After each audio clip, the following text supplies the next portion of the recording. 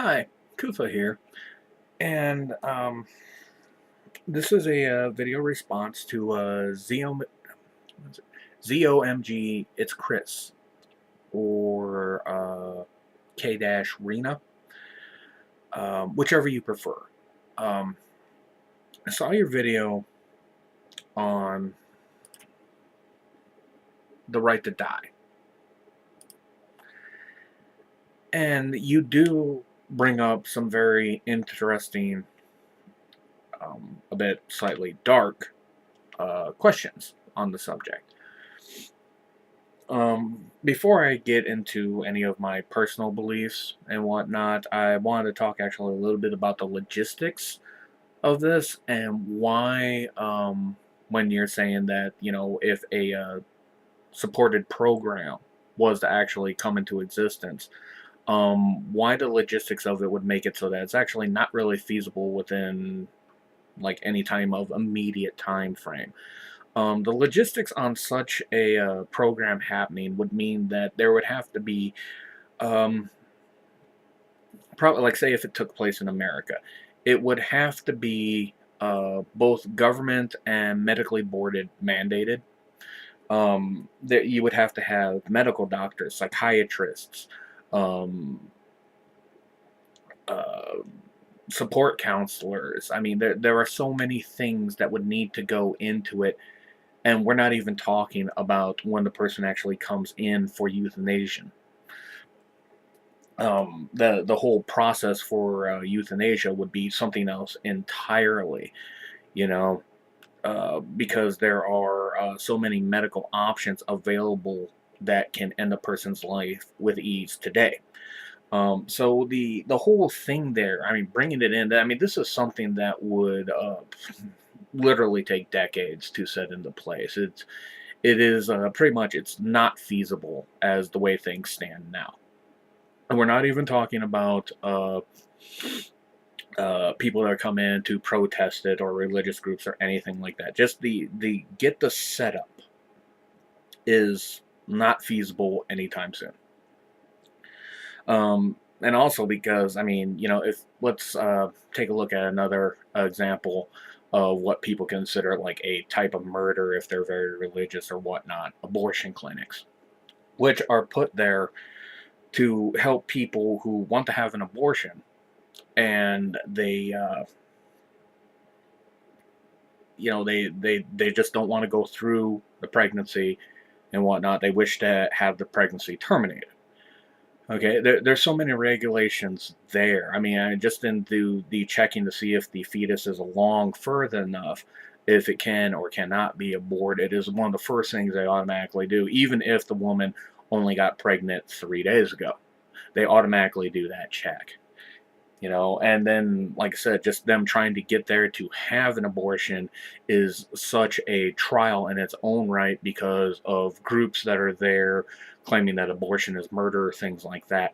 um, this would be the same thing that would happen with a euthanasia clinic. And I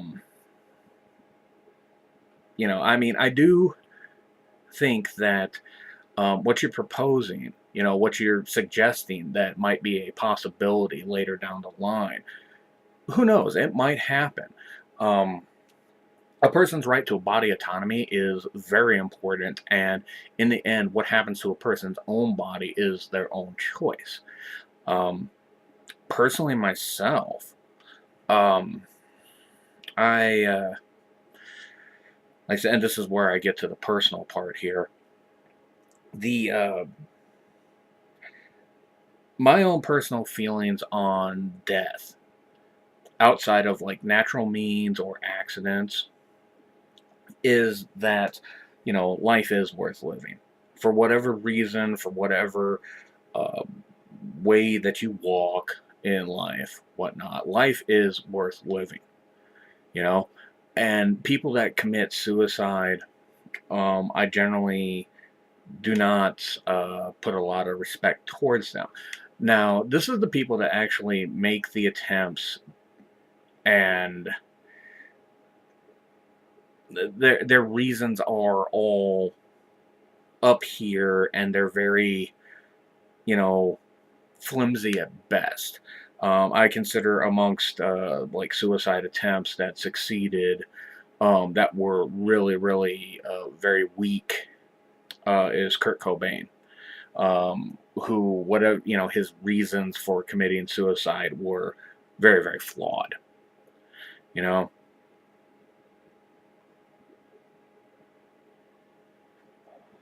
there are many of options that he had available to him that allowed him to seek help when he needed it, but instead he chose the easy way out instead of trying to fight for his life, his marriage, and the raising of his child.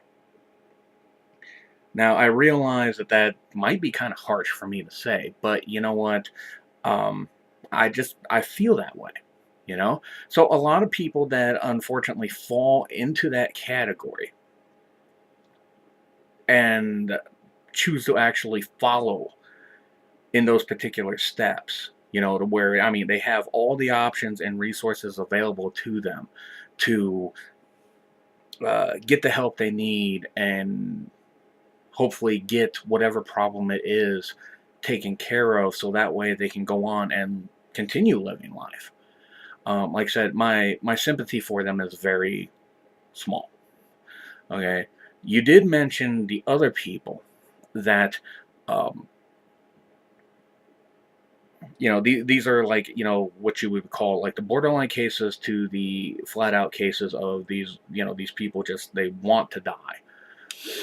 And like as you mentioned, a person who is in unbearable pain probably has to rely upon medications and whatnot just to help them function.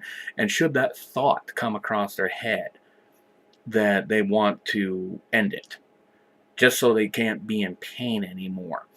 Like I said, that's really, I mean, it's a very special case there. I mean, the unbearable pain is definitely something that is, I mean, you really, unless you go through it, you really can't say what you would or wouldn't suggest to happen. And like I said, I mean, I myself, I don't go through unbearable pain. I have arthritis in a couple of the joints of my body, and it hurts a lot, especially on certain days, but there are things that help me get through with it. So, any pain that I feel definitely doesn't qualify into the unbearable category, you know, but it does bring to light of the fact that a person that is in that category, like I said, I can't really say what they would or wouldn't do. But if the thought did come across, their mind that, I just want the pain to stop. Um, and I do have to say, like, and this is coming from someone who, like, believes that life should continue and that no matter what, you should try to keep going on living.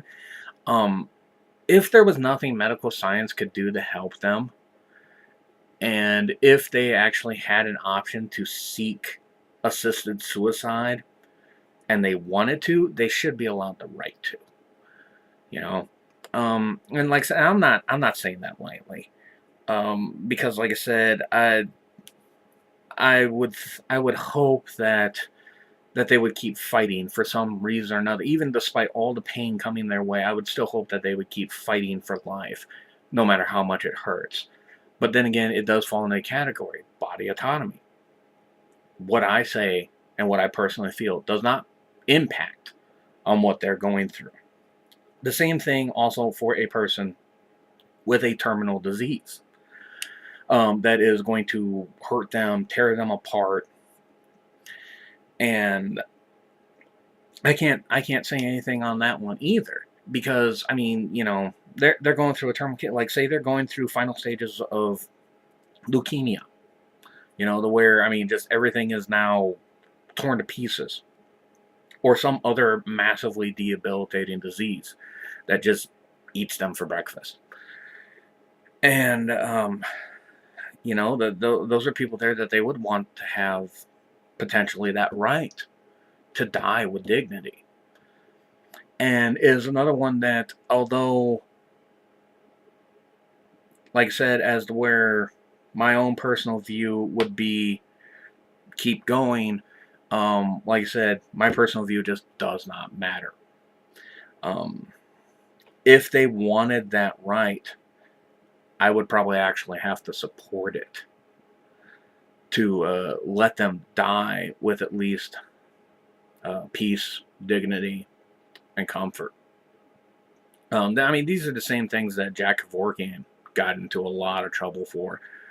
And anybody that, if I remember correctly from what I read about him, anybody that came to him with an assisted suicide request, he actually checked into it, looked for new medical technologies, actually, had people hold off because of some new technology he read about before he finally made a final decision to help them. I don't think he really helped a lot of people in terms of suicide. I think the number is relatively low. I'd have to look it up again. But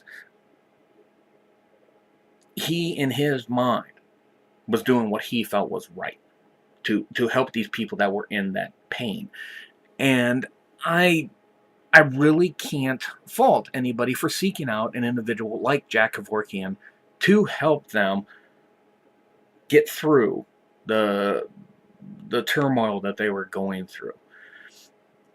And this is, like I said, one of those discussions. I mean, my opinions on it are probably very similar to some other people's opinions. It's no big secret that people are going to think very, very strongly on the whole topic of euthanasia.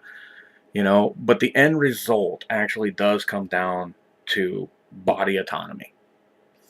That if a person does decide this, no matter what program is in the way or what program is there in place to either assist or to desist helping this person, um, their right to body autonomy is just as strong as anybody else's right to what they decide to do with their body.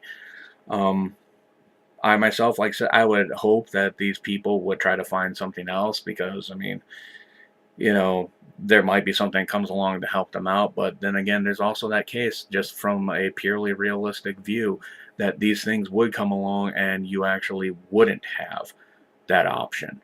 A person could be terminally ill and they choose for euthanasia and they get it.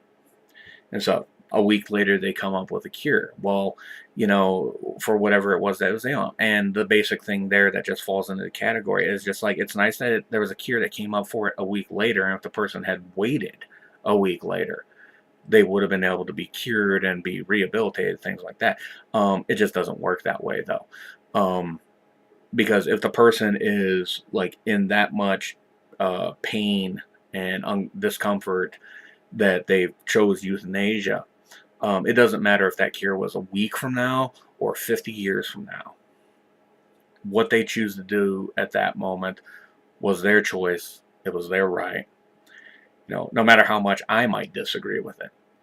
Um, so I hope that kind of, at least the question that you posed in your video to someone like me who was watching it, I hope that, answered something for you at least, and at least gave you another view to see how somebody thought about your question. So, thank you for your time, and hope to see you around.